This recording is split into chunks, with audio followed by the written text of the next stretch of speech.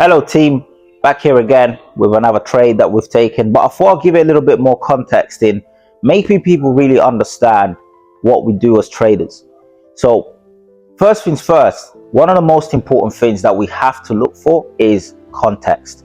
Without context, there is absolutely no need for us to be in the market.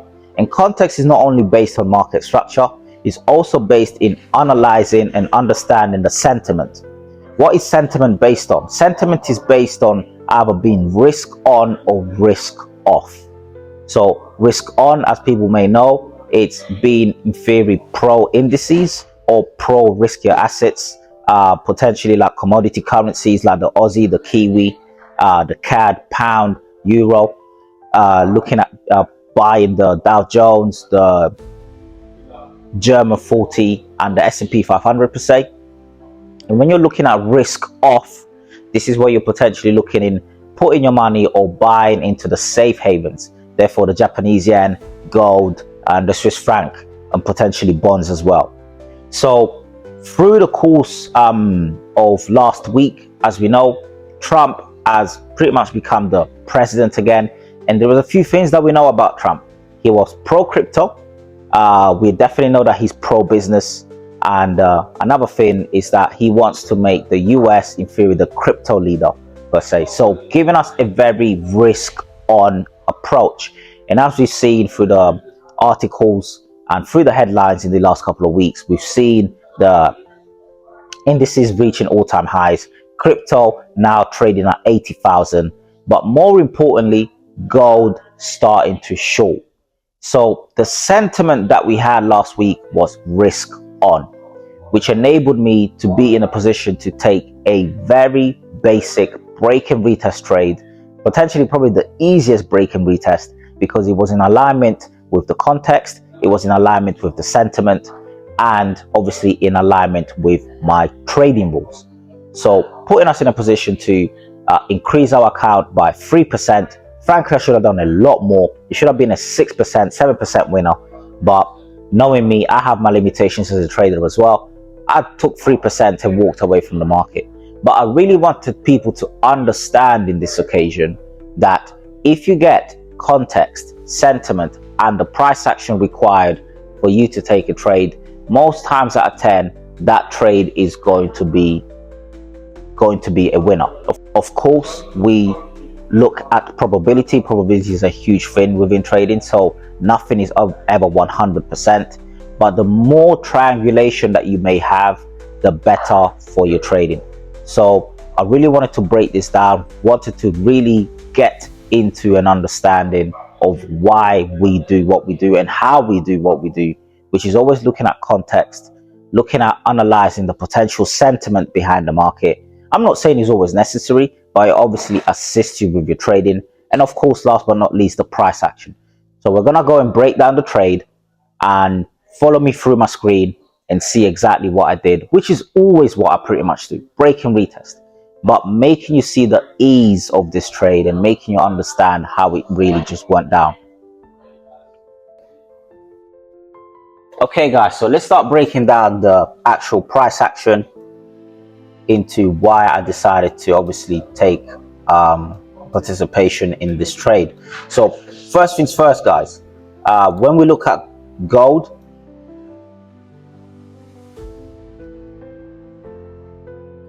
one second, here we go.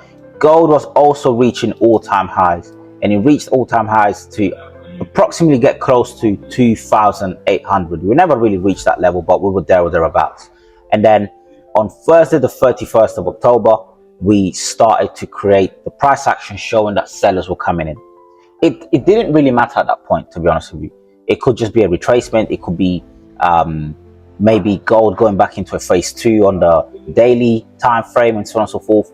It didn't really paint anything to enable me to become a trader. But through the coming of the days, I've really started to see gold was range bound within, you could say, 2,750, 2,730. And this was days before the actual election itself. This is days before actually knowing who was going to be in power, whether it was Kamala Harris, or Donald Trump as we know. And then we started to see the range in price action between the, you could say, most of, again, you can call it the 31st of October till the 5th of November. And obviously 5th of November is the actual date of the announcement of the new president. So we're going to go down to the 15-minute now. You guys can clearly identify the range on the 4-hour time frame, but we're going to start focusing on the actual 15-minute, and we can start to see the ranged price action. So once again, we knew that in the early hours of Wednesday morning, this is the early hours, so potentially between 2 to 3 a.m., the announcement was pretty much made that Donald Trump came into power by obviously getting more votes.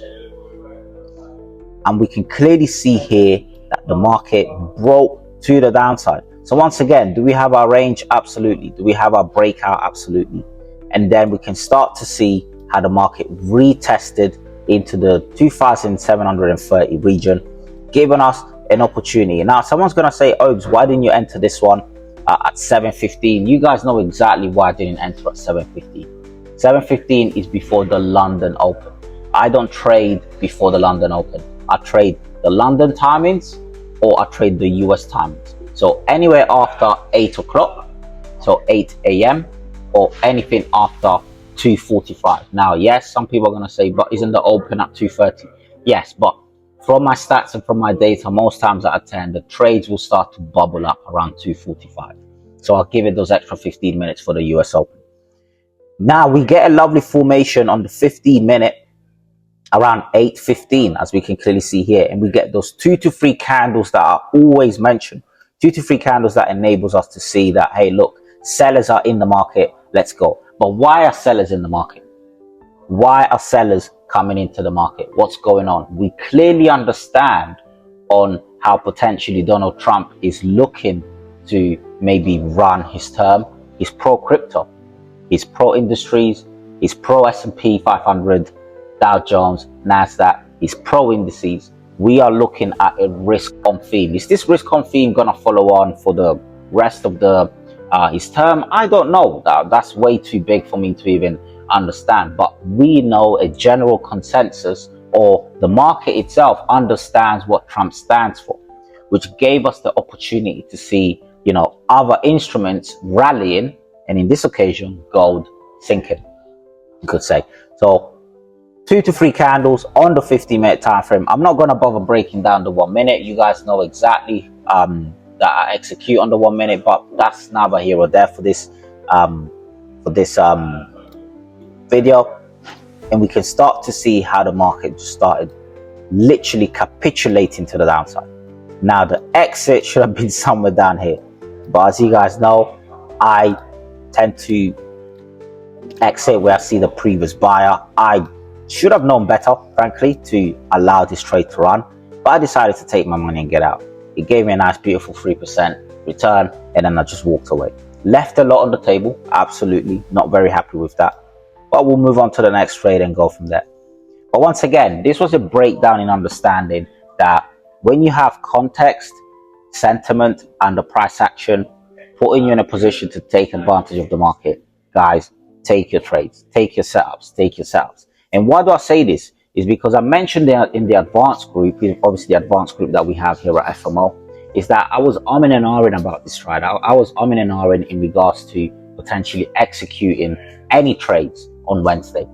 But I stood to my rules, which was, if I see my setup, I must execute. I must execute, regardless of how I feel or what I'm thinking. My discretionary mindset has nothing to do with my mechanical edge. And I decided to execute the trade. Potentially one of the reasons why I only got out at 3%. You know, now that I'm looking at it and maybe a bit of post-analysis, it's realizing that, hey, look, I could be wrong, or, you know, gold is extremely volatile. I don't trade gold that often. It doesn't give me as many setups as I need to. So I played it safe instead of playing the trade itself. And real traders are going to understand what I mean by that. So going back into it, looking back at it now, I decided to just take the money and run instead of letting my trade run. But from a contextual perspective, from a sentiment perspective and from a price action perspective, this is a 10 out of 10 trade. It couldn't have been any easier than that. And I hope to obviously get more. So I hope this was helpful for you guys. Once again, join us on YouTube. If you want to learn more about us as a company, feel free to go to our website and probably join our fast track. Take care. Have a good one. See you later. Bye bye.